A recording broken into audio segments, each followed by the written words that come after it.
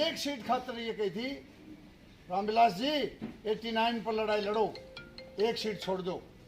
तो रामविलास जी बोले एक सीट साहब कौन सी? लबुआनी खेड़ा छोड़ दो, मैं हारने वाली सीट लेता हूँ। हमने विश्वास दिलाया उठा, पूरी राजपूत सरदारी जा रही थी, दामाण खाप जा रही थी, अब साहब इस कैंडिडेट को हम जिता के फूल आपकी झोली में डाल देंगे।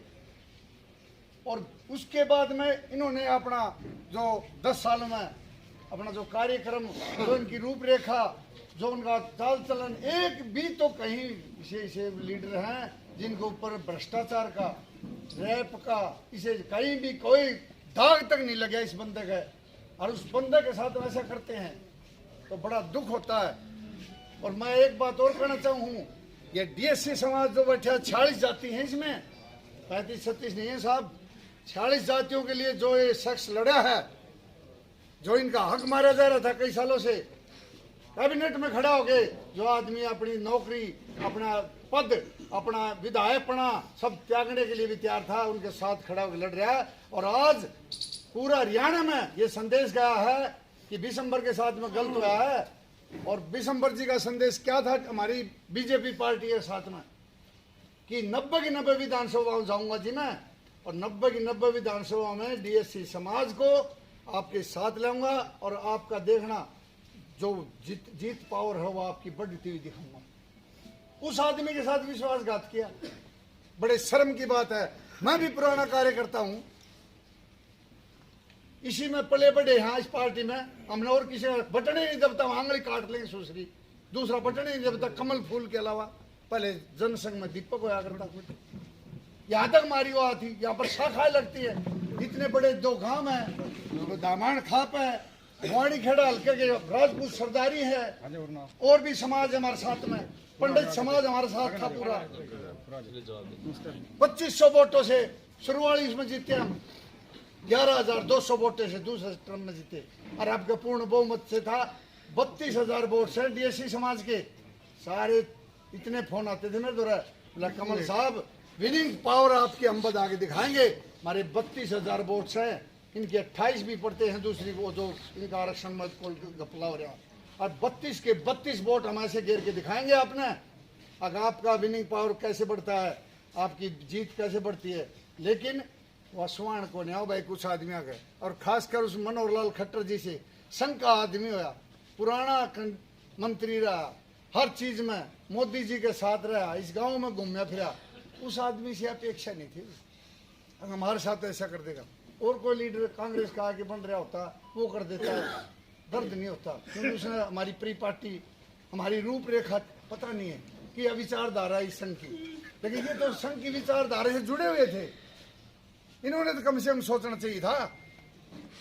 ये संघ का कार्यकर्ता, और उस आदमी की प्राथमिक सदस्यता भी नहीं है, और उसको टिकट दे दी।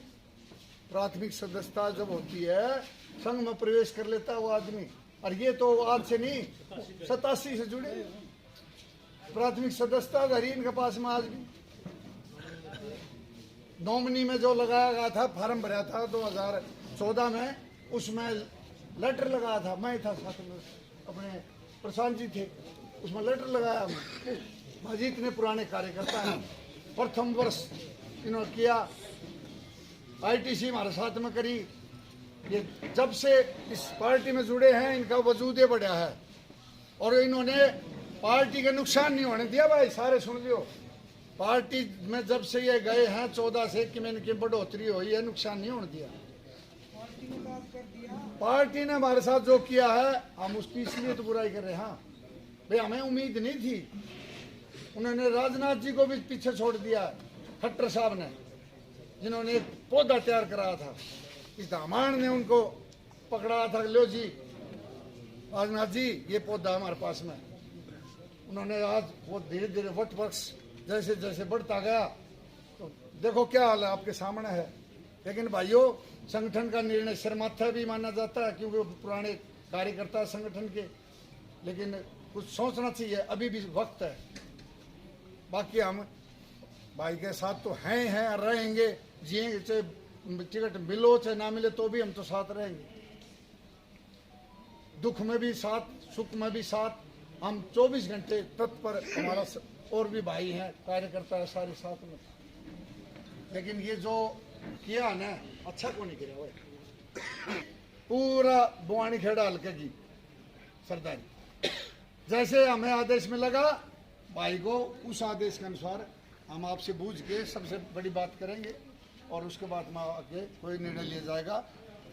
और मैं तो आखिरी में ये कहना चाहता हूँ भाई मंत्री जी शब्द तो है नहीं, बस इस आगे कुछ नहीं बोल सकते, हम आपके साथ साथ जर्राएंगे पूरी धामाल खा जाते भाई। एक बार है ना हाथ खड़े करके बता दो मंत्री जी हम आपके पूरे साथ साथ। वीडियो बना लो भाई।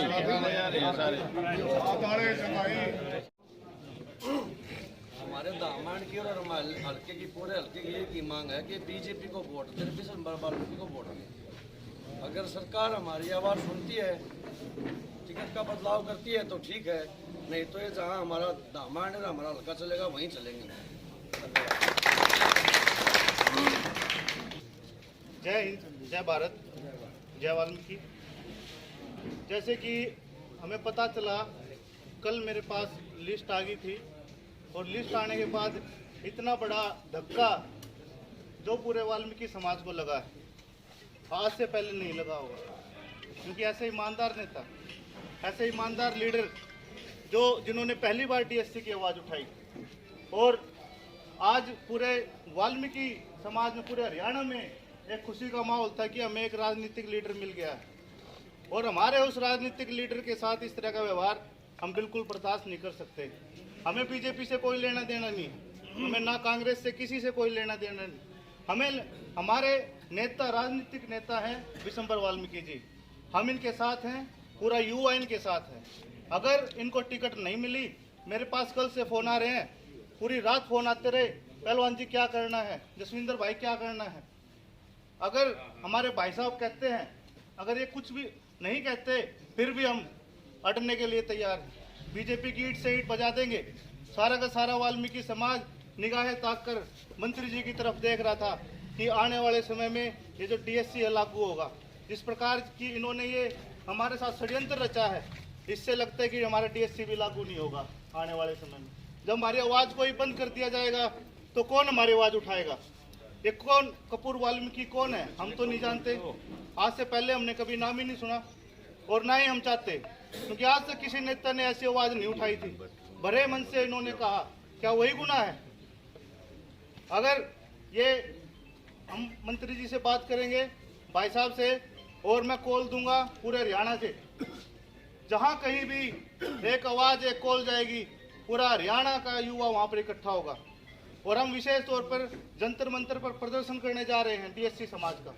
वहां से भी हम ज्ञापन देंगे प्रधानमंत्री मोदी जी को कि इस तरह से जो हमारे साथ छल कपट हो रहा है, हमेशा से होता है। बीजेपी को हम अभी इसी वक्त से अच्छा समझने लग गए थे जब से डीएससी की बात उन्होंने उठाई, वरना हम बीजेपी के खिलाफ रहे हमेशा से। पूरी लहर पूरे हरियाणा में दौड़ रही थी कि हम बीजेपी को एक तरफा जितवाएंगे।